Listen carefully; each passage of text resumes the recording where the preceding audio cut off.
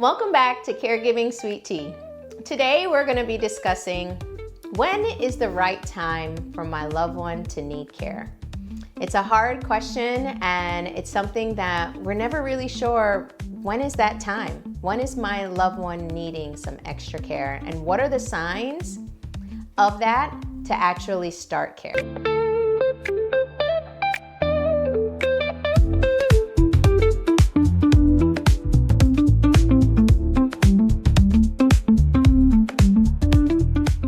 The question is, when is my loved one needing more care?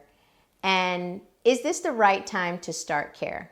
I think one of the things that we don't talk about often is what are the signs and symptoms when we see someone declining, specifically with cognitive decline. When we look at dementia and Alzheimer's, it's important to know the signs and to catch it early to be proactive in the care for your loved one. This episode is not about self-diagnosing your loved one, but more important about awareness and knowing when to seek a professional to get that extra advice to know when your person has cognitive decline. Let's start with the basics. What is defined as cognitive decline?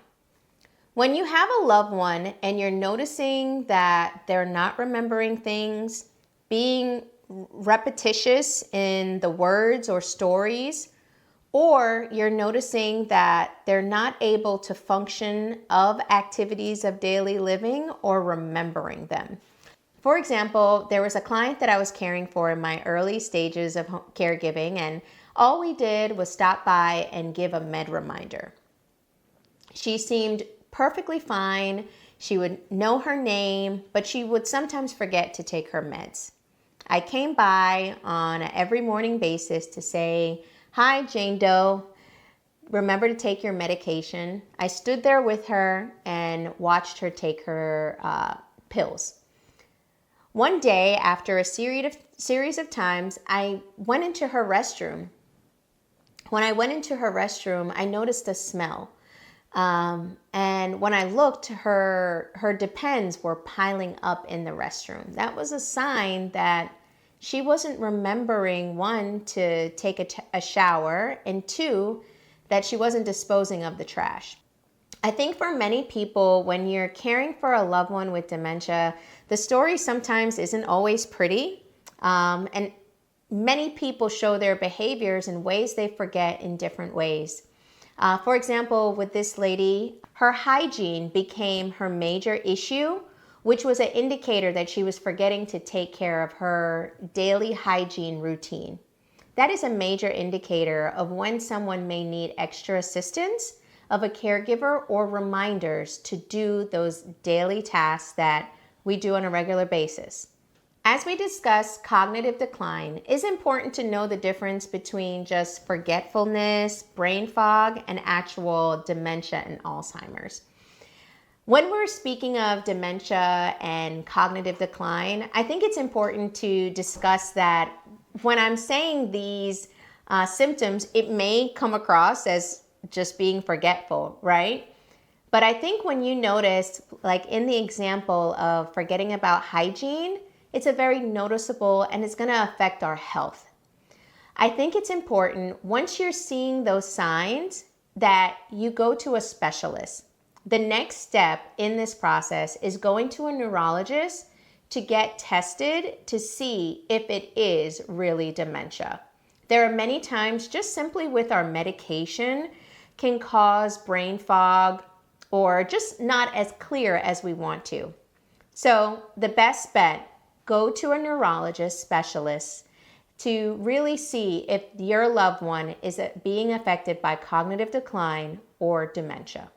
When speaking of cognitive decline and dementia, the most popular is Alzheimer's. Alzheimer's affects about 60% of the population, and there's many different forms of dementia. So that's why we need to seek our specialists, because you may have Lewy body dementia. You may have frontal lobe dementia.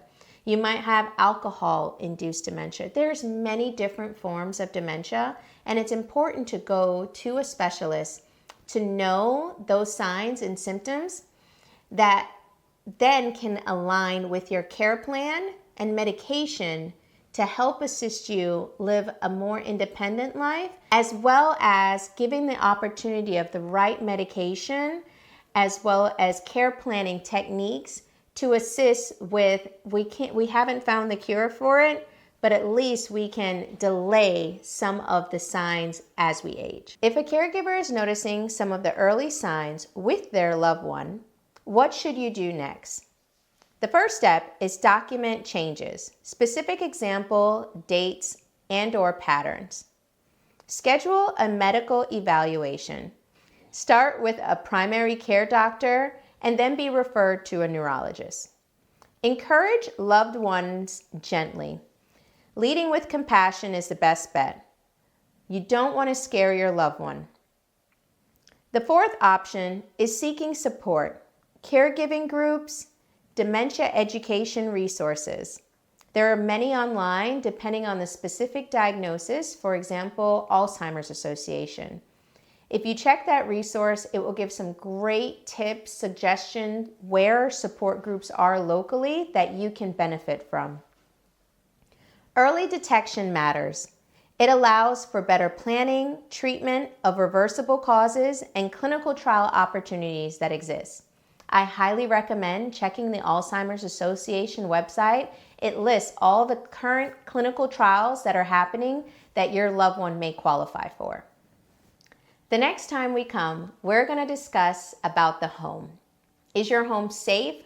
How to do a home safety assessment, as well as smart technology that can be used in the home to assist any of your loved ones to live safe and sound and independently in their home with just a little bit of technology. I encourage listeners to not only give a comment about maybe their own stories, but to share and subscribe this content with anyone that you may know may be dealing with someone with cognitive decline, as well as dementia and Alzheimer's. If you would like to know more information about the signs, you can check our website at www.rahdfw.com and click to our guides and resources. There is a guide that lists from Alzheimer's Association the top 10 signs, as well as further detail of what we talked about today.